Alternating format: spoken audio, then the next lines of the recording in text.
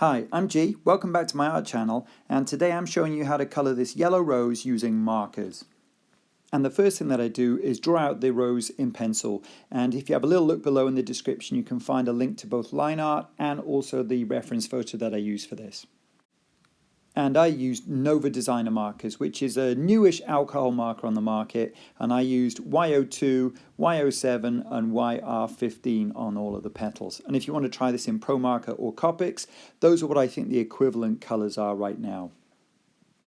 So as you see me put pen to paper, you should notice that the petals I start with, I've really taken the pencil lines down. I've used an eraser to really take those pencil lines as faint as possible so they hardly show up.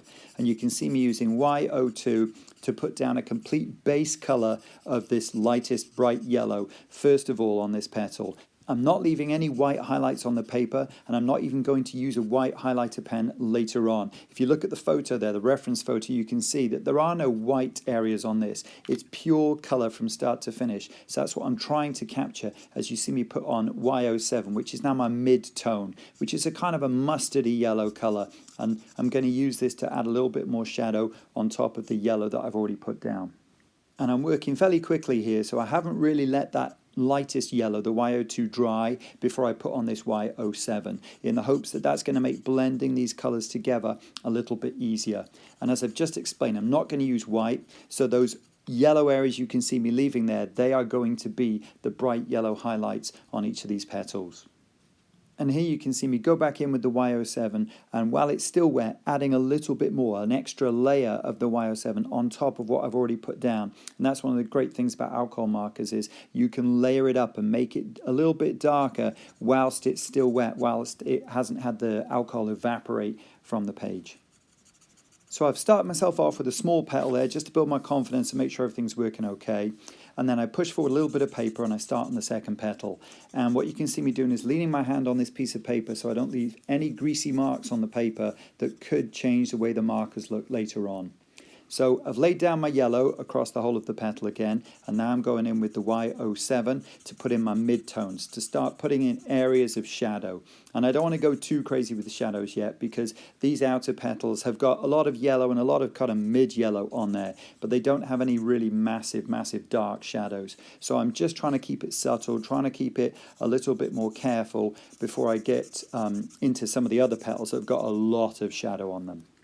And here you can see me go back in with the Y02, my lightest yellow, and just blending along the edge of where I've put the Y07 so it doesn't stop and leave a big drying mark, and I'm just trying to blend and make that transition between the light yellow and the medium yellow a little bit more gradual. And then I flip over to the other side of the petal and you can see me putting Y07 on again here just to give that bit of shadow on this side of the petal. And then I'm going to go back along this edge with the light yellow again, the Y07, just gently, just sort of scumbling it around and around there to try and blend that edge in as well. So the center of this petal is this nice kind of pale yellow bit. And here you can see me going back in with the Y07, giving it that second layer of this colour, just to make it a little bit deeper and darker along the edge where the yellow meets this kind of mid-tone. And now you can see me adding what is my shadow colour, which is quite a strong orange colour, YR15 here. And I'm just putting that in quite sparingly on this petal and then blending it in a little bit with the Y07. So using my mid-tone and blending into my darkest tone with that. And I just realised I need a little bit more of that orange along this petal. So I'm really doing it very carefully with the fine tip of these markers. And then I go back in with the Y07 and I'm just kind of working that up and down and into the orange that's already there to hopefully blend it out. Remember, I'm doing all of this while the ink on the page is still damp, is still wet. I haven't let it dry. So this next big petal has got a lot of orangey kind of dark shadow areas on it. So do the same thing with this one. I lay down a base of the Y02, my lightest yellow, over the entire petal. And then I go back in with my mid-tone and I'm just going along this edge. So I'm letting the edge be really nice and bright yellow, but I'm working on the edge just to have a little bit of shadow, a bit of contrast there, which I'm only going to put a bit in, and then I'm going to go back in with the Y02 just to blend along that edge again. So I've got a much more gradual transition from that mid-tone into the lightest, brightest yellow tone on here. And you can see me here just feathering out, just flicking out a few of those last strokes, so it's going to be as light as possible along the edge. Now near the bottom is a lot of shadow, so I'm in here with this orange and much bolder than I was on that second petal because there's a lot more shadow down here. So you can see me use a lot of this orange and working up the left hand side of the petal and up the right hand side of the petal, almost forming a sort of like cup shape in the middle where there's a little less color in the middle and a little bit more going up either side. And when I think I've got enough of my darkest orange, then you can see me switch to the mid-tone, and I'm working that mid-tone along the edge of where the orange meets the yellow. I'm really trying to use a lot of it and saturate it so that what happens is it's much easier to blend that orange into that middle color and get a kind of a much more gradual and seamless kind of transition between that darkest color and the mid color. So that's why I just really saturate the paper with that second color and blend that orange in. You can see me putting a little bit more on there as well, just to really try and sort of blend those two together. Now I'm back to my lightest color again, the YO2, and I'm just using that to gently go along the edge of where the mid-tone was meeting that yellow. So again, I can make a much more gradual change between the colors than it just sort of suddenly stopping from one color to the next. I want it to have a kind of smooth transition, which is what you can see me doing there. So as far as the technique goes, that appears to be working. So I can roll that out now to the rest of the picture and use exactly the same kind of process as I've used on those first three petals. So you can see me laying down that bright yellow base first of all, then either going in with the YO7 straight away, or when I know I've got a lot of shadow, I put the dark orange on first, then I blend it back in, as you can see me doing here, with the YO7. And any areas that need to be a little bit paler and need to have a highlight, then I just leave that area sort of blank or normal yellow. I still had to be careful with my highlighted areas though and not go over them too much with the YO2, because even though it was my lightest, brightest yellow, if I layered up one or two different layers of it, it would start to look a little bit darker than just where I'd left one layer of YO2 on the paper. So I was using that quite sparingly, really just to try and blend in the YO7 and make it a little bit lighter in areas, but where I wanted it to have a true kind of, highlighty or really bright part on the petal, I just left that full on yellow, didn't mess with it.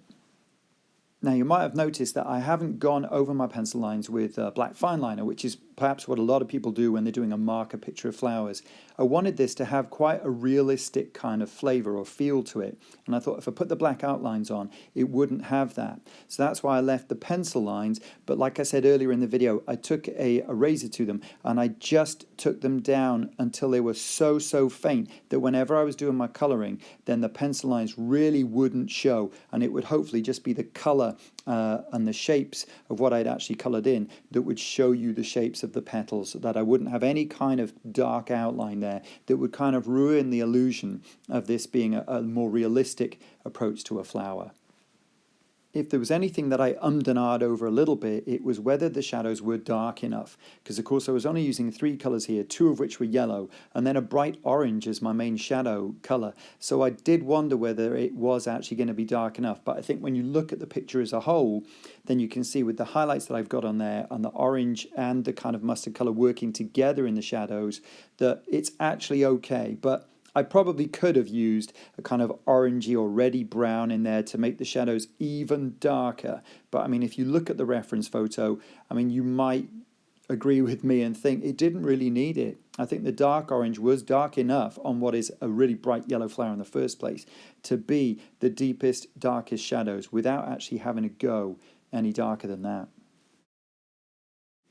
And as we work our way around these petals to the center of the flower, let me just say a massive big thank you to all of my returning subscribers. It's brilliant when I drop a new video and I can see you watching it and comment on it straight away. I really appreciate that. And if you are new to the channel today, then why don't you think of subscribing? I drop videos regularly and I deal with lots of different media and try out new products and all kinds of stuff. So why not think about subscribing, or at least perhaps leave a comment or a like.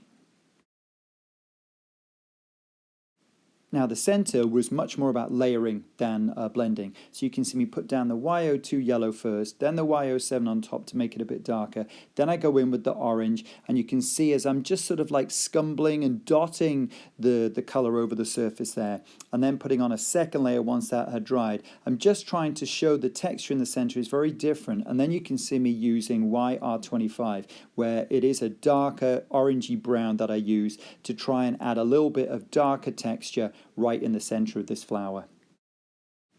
And there you can see the reference photo side by side with the marker drawing. Why not leave me a comment below? Let me know what you think about my slightly more realistic interpretation of this rose, and perhaps think about subscribing and liking. And you can also check me out on all these other social media with the handle geemassamart. And just to let you know, the description below contains Amazon affiliate links. Thanks for watching.